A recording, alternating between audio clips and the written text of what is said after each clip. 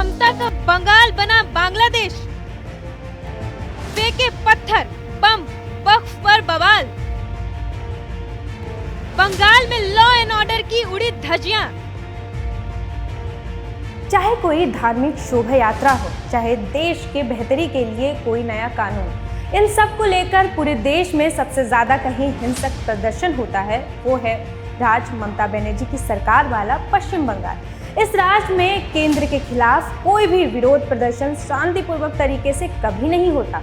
हमेशा हिंसा होती है, सरकारी संपत्तियों का नुकसान होता है, लोग घायल होते हैं, कभी कभी तो हिंसा प्रदर्शन के चलते लोग अपनी जान तक गंवा देते हैं। क्या है पूरा मामला, देखिए इस रिपोर्ट में। नमस्कार, आप देख रहे हैं जनतंत्र टीवी का डिजिटल प्लेटफॉर्म। मैं हूं आपके साथ रुचि से। ऐसा ही ताजा मामला पश्चिम बंगाल के मुर्शिदाबाद से सामने आया है, जहां वक्फ कानून के विरोध में चल रहा प्रदर्शन हिंसा में बदल गया।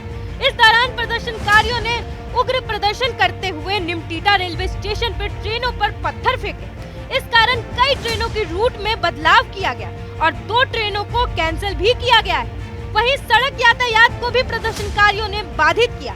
हिंसा भीड़ को कंट्रोल करने के लिए ड्यूटी पर तैनात पुलिस कर्मियों पर भी पथराव किए गए, जिसमें 10 पुलिसकर्मी घायल बताए जा रहे हैं।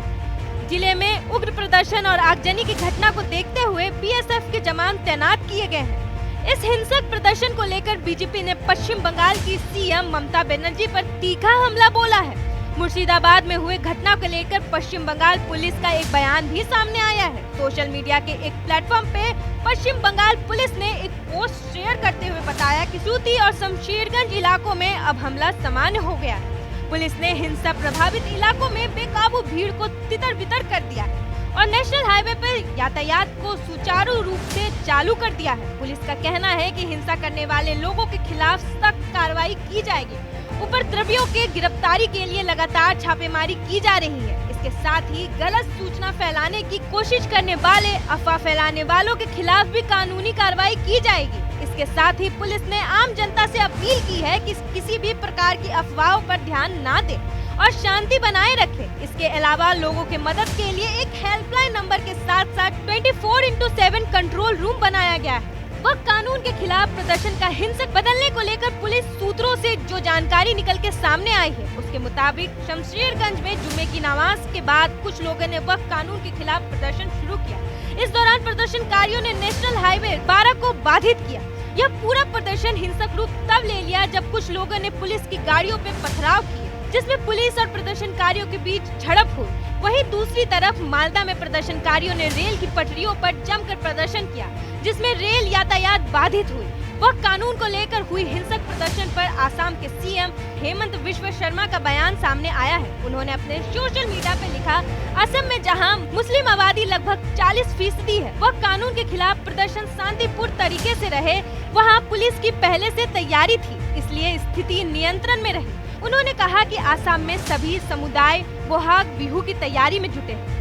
सूबे के राज्यपाल सीबी आनंद बोस ने प्रदेश की ममता सरकार से संवेदनशील क्षेत्रों में हिंसा करने वाले लोगों के खिलाफ तुरंत और सख्त कार्रवाई करने को कहा है। उन्होंने कहा कि हमें पहले से जानकारी थी कि गड़बड़ी हो सकती है, इसलिए यह जानकारी मुख्यमंत्री कार्यालय के साथ शेयर की थी। बीजेपी अध्यक्ष सुकांत मजूमदार ने ममता दीदी को खूब खरी खोटी सुनाते हुए क्या कुछ कहा है, चलिए आपको सुनाते हैं। पश्चिम बंगाल को पूरी तरीके से जिहादियों के हाथों में जिम्मी रख दिया। जिस तरीके से पश्चिम बंगाल के एक मंत्री रहते हुए सिद्दीकुल्ला साहब कलकत्ता में चिल्ला रहे थे कि पहले जिले के लोगों को टाइट देंगे, उसके बाद कलकत्ता को टाइट करेंगे, उसी समय उस व्यक्ति को पकड़ के जेल के अंदर डालना चाहिए था, जेल में ठूस देना चाहिए था। आज पूरे मुर्शिदाबाद जिले में जंगीपुर से लेकर धुलियान गंगा से लेकर सूती से लेकर एक एक जगह में वैंडलाइज हो रहे हैं, हिंदू मंदिर तोड़े जा रहे हैं, हिंदुओं के घरों पर हमला हो रहा है, ट्रेन बंद है, 5 ट्रेन रास्ते में अटका हुआ है, 5 ट्रेन। अब सोचिए कितने लोग जिनकी जिंदगी की क्या गारंटी है, कोई गारंटी नहीं दे पा रहे। ममता बनर्जी पूरी तरीके से विफल हो चुकी है लॉ एंड ऑर्डर मेंटेन करने के लिए। पुलिस इंजोर्ड है, 10 से 12 पुलिस इंजोर्ड है। पुलिस को हाथ में हाथ धरे, गोली नहीं चला रही पुलिस। गोली किस लिए रखा है? किसी के शादी के अवसर पर फटाने के लिए, वो चलाने के लिए रखा है क्या ममता बनर्जी ने?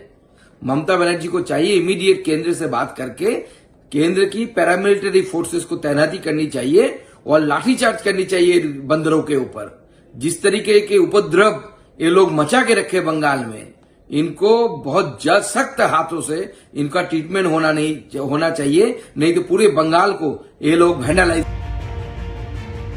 वहीं टीएमसी वक्फ कानून के खिलाफ हो रही हिंसा पर सख्त एक्शन लेने से बच रही है, क्योंकि अगर एक्शन लेगी तो धन की राजनीति कैसे करेगी ममता सरकार। साथ ही कट्टरपंथी सोच रखने वाले मुसलमानों की कैसे हमदर्द बनेगी टीएमसी सरकार। टीएमसी के नेता भी ममता बनर्जी की लाइन को पकड़ते हुए पार्टी के नेता कुणाल घोष का कहना है कि अगर मुस्लिम संगठन प्रदर्शन करना चाहती है तो करे। वक्फ बिल का लेकर जिसका प्रोटेस्ट करना है तो वो तो प्रोटेस्ट करेगा ही। हम लोगों का सिर्फ ये कहना है कि वक्फ बिल का जो प्रोटेस्ट करने वाला पॉइंट्स है, ममता बनर्जी का गवर्नमेंट बंगाल का मिट्टी पर उसका इम्प्लीमेंटेशन नहीं करेंगे। दूसरा, जो लोग प्रोटेस्ट कर रहे हैं उसका प्रोटेस्ट करने का हक है, लेकिन हमारा ये रिक्वेस्ट है, हमारा ये सजेशन है, आप प्रोटेस्ट कीजिए डेमोक्रेटिक वे से, लेकिन ऐसा कुछ मत कीजिए, ऐसा कोई काम मत कीजिए जिसमें कोई प्रोवोकेशन हो और उल्टा भाजपा ये मुद्दा बना सके। पश्चिम बंगाल में अगले साल चुनाव है, ऐसे में वक्फ कानून के जरिए सियासत के नाम पे सरकारी संपत्तियों को फूंक देना किस कानून के विरोध का तरीका है। लिहाजा अब सबसे बड़ा सवाल ये निकल के सामने आता है कि आखिर ममता दीदी का बंगाल किस रास्ते जा रहा है, क्योंकि जब दोनों सदनों में वक्फ बिल पास होकर कानून का रूप ले चुका है तो इस तरीके से हिंसा क्यों? आखिर कहाँ गए लॉ एंड ऑर्डर? साथ ही कहाँ गए ममता दीदी के सुरक्षा के वादे?